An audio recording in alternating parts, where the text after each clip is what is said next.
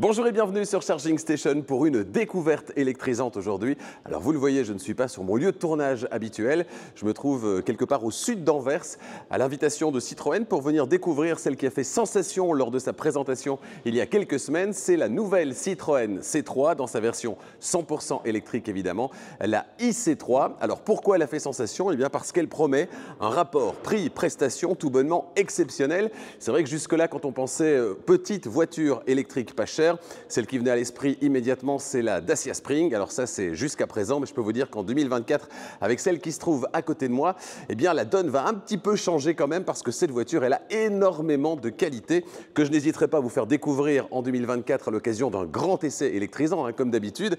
Mais là, comme on m'a proposé de venir la découvrir ici, j'ai sauté sur l'occasion, évidemment, histoire de pouvoir la voir en vrai, à défaut de pouvoir encore rouler avec. Ça, ce sera dans quelques semaines. Alors, cette voiture, c'est pas une voiture électrique au rabais, et ce, à plus d'un titre. Pourquoi c'est pas une voiture au rabais? Eh bien, tout simplement à différents niveaux. Au niveau de son look, tout d'abord. Alors, je ne sais pas ce que vous en pensez, mais son look, il est largement inspiré du concept car Oli, qui a été présenté en 2022. Et voilà, on a une voiture, du coup, qui est très carrée, donc rien à voir avec la génération de la Citroën C3 précédente, où on était plutôt sur des rondeurs.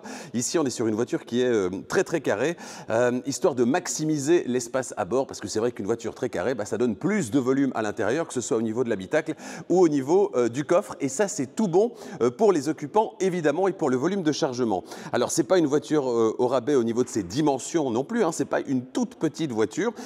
C'est pas une micro-voiture. On est sur 4,01 m au niveau de la longueur. Donc, elle gagne un petit centimètre par rapport à la génération précédente. Mais pour vous donner une idée, elle est près de 30 cm plus grande qu'une Dacia Spring. Donc, je peux vous dire qu'on est bien loin ici d'avoir une micro-voiture. Pour certains, en termes de sécurité perçue, en tout cas quand on est sur la route, ici ce sera nettement mieux, évidemment. La hauteur, c'est 1,57 m, 1,58 m, donc on n'est pas non plus sur une voiture qui est très basse. Et là aussi, ça va être tout bénéfice pour l'espace à l'intérieur et notamment l'espace au niveau de la tête, que ce soit à l'avant ou à l'arrière. Alors, c'est pas une voiture au rabais non plus au niveau du confort qu'elle propose.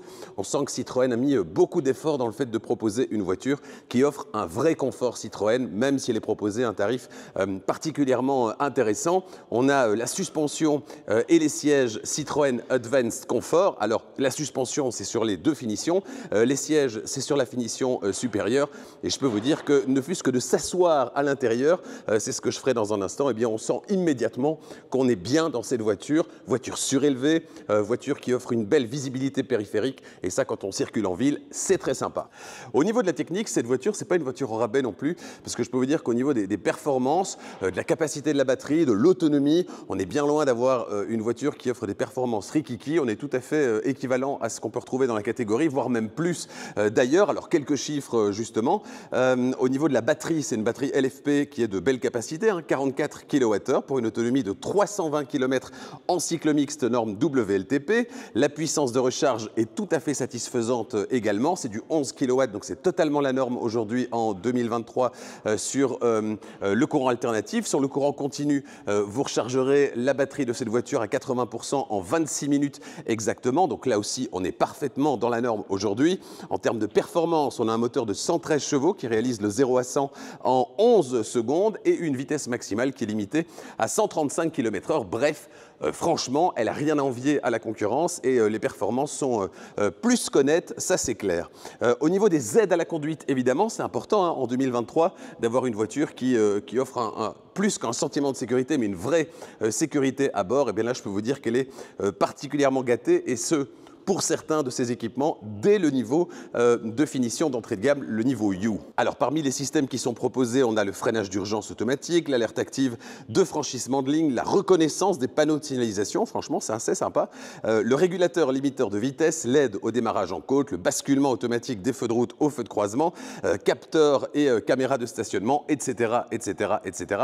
Donc voilà, au niveau, on n'a pas fait des économies non plus sur les aides à la conduite et les équipements de confort comme le basculement automatique des feux de route aux feux de croisement. Tout ça est bien présent dans cette voiture également. Je peux vous dire qu'au niveau du coffre, on a 310 litres. Donc 310 litres, c'est là aussi une capacité qui est totalement correcte sur une voiture de cette taille. Moi, ce que j'aime bien, c'est les petits détails à l'extérieur, notamment le Citroën qui est indiqué ici, vous voyez. Voilà, on a ces petites barres latérales. Remarquez d'ailleurs que du noir, du jaune et du rouge, on est sur le drapeau belge, c'est assez sympa. Et ces petites barres ici, eh bien, on va pouvoir les déclipser, voilà, et on va pouvoir les remplacer par une autre couleur si on le souhaite. Il y a 3 couleurs qui sont disponibles et je trouve ça assez sympa, histoire de personnaliser la voiture. Alors c'est le cas là, c'est le cas également ici. Voilà. Dans les deux cas, eh bien voilà, on va pouvoir remplacer ces petites barrettes par une autre couleur. Moi, je trouve ça assez sympa au gré de vos humeurs, hein, par exemple. Donc, on l'a dit, le Citroën, les petites barrettes sur le côté, et puis plein de petits détails. Vous voyez ici, par exemple, voilà, ces petits motifs. On n'a pas mis juste un morceau de plastique, non, on a des petits motifs. Je trouve ça sympa également. Alors, la forme des feux, ici aussi, on va retrouver ce petit motif, vous voyez ? Voilà, sympa. Le nouveau logo Citroën qui fait largement référence à l'ancien logo Citroën que je trouve absolument magnifique. Là aussi, hein, c'est des petits détails. On a un petit spoiler ici, histoire de, voilà, d'accentuer un petit peu le côté sportif de la voiture, qui ne l'est pas du tout, mais voilà, on a un petit côté sympathique aussi.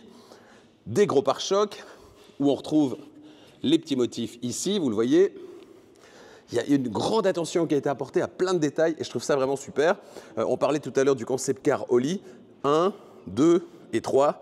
Voilà, 3 éléments pour la signature visuelle. C'est complètement le concept car Oli. Alors, je vous propose d'aller faire un petit tour à l'intérieur et on va commencer par les places arrière. Est-ce qu'il y a de la place dans cette voiture? Eh bien, c'est ce qu'on va vérifier. Alors, je mesure 1,90 m. Le siège avant, il est réglé comme pour moi. Et franchement, dans plein d'autres qui sont bien plus grandes, j'ai pas cette place-là. Donc ici, c'est plutôt pas mal. Alors, vers l'avant, qu'est-ce qu'on constate immédiatement? Eh bien, qu'on a ce fameux nouveau head-up display de Citroën. Et ça, je trouve, c'est une invention qui est vraiment géniale. On le verra dans un instant quand on sera à l'avant. C'est en fait cet affichage tête haute, qui n'en est pas un, hein, qui est en fait un écran instrument surélevé, qui est placé juste en dessous du pare-brise et que je trouve vraiment, vraiment, vraiment pratique à l'usage finalement. Les sièges, franchement, on sent que, voilà, c'est moelleux, c'est sympa. La finition est très correcte. Alors, il y a toujours trop de piano black à mon idée, hein, certainement ici au-dessus. Voilà, sur la petite console centrale. Mais dans l'ensemble, franchement, on est dans une belle ambiance. C'est pas trop sombre avec ces sièges clairs. Je trouve ça vraiment sympa. Et alors, sur le tableau de bord, on le voit pas bien, mais on a une bande de tissu, là, vous voyez. Une bande de tissu sur le tableau de bord qui donne super bien. Donc ça, c'est la vue de l'arrière. Et alors, au niveau de la place, au niveau de la tête, je peux vous dire que là, c'est vraiment bien, hein. Au niveau de la tête, j'ai largement de la place. Me voici installé à l'avant de cette Citroën IC3 et je peux vous dire que là, l'impression, elle est très bonne. Moi, ce que j'aime pas chez Peugeot, c'est le fameux tableau de bord Peugeot où on doit avoir le volant entre les jambes, histoire de pouvoir voir les compteurs de vitesse. Ici, c'est pas du tout le cas. Vous voyez, je mets la caméra au niveau de mon visage. Voilà, je vois largement ici ce qui se passe là et je dois, c'est vrai, pas du tout beaucoup baisser le regard. C'est beaucoup plus pratique que si on les a ici derrière le volant. Je trouve ça génial, cette disposition-là. C'est exactement ce qu'il faut faire. Et puis le volant, du coup, on peut le régler comme on veut. Si je voulais, je pourrais le remonter encore, hein. Il n'y a vraiment pas de souci. Je ne dois pas m'adapter à la voiture. C'est la voiture qui s'adapte au conducteur et je trouve ça vraiment génial. Alors, on a un grand espace ici devant. On a du matériau dur, évidemment, du plastique dur, forcément, à ce niveau de prix. Ici, par contre, je vous disais du tissu. Je trouve ça vraiment sympa. Ici, une prise USB-C. On a l'écran d'infodivertissement de 10,25 pouces parce qu'on est dans la version supérieure, la finition supérieure max. Sinon, c'est votre téléphone qui servira d'interface avec la voiture. Il y aura un petit support qui est prévu à cet endroit-là. Le volant, un petit volant sympa, très chouette. Pour le reste, on a des vraies commandes pour la climatisation. Ça, c'est sympa. Les buses de ventilation ici, les commodos derrière le volant. Enfin bref, on a tout ce qu'il faut. Regardez même voilà ce petit, voilà ici cette petite finition. Ça me fait penser à Mazda. Quand j'avais essayé la Mazda électrique, voilà, ça me fait penser à ça. Je ne sais pas pourquoi. Peut-être parce qu'elle était aussi dans ces tonalités-là au niveau des couleurs. Plastique dur ici au-dessus.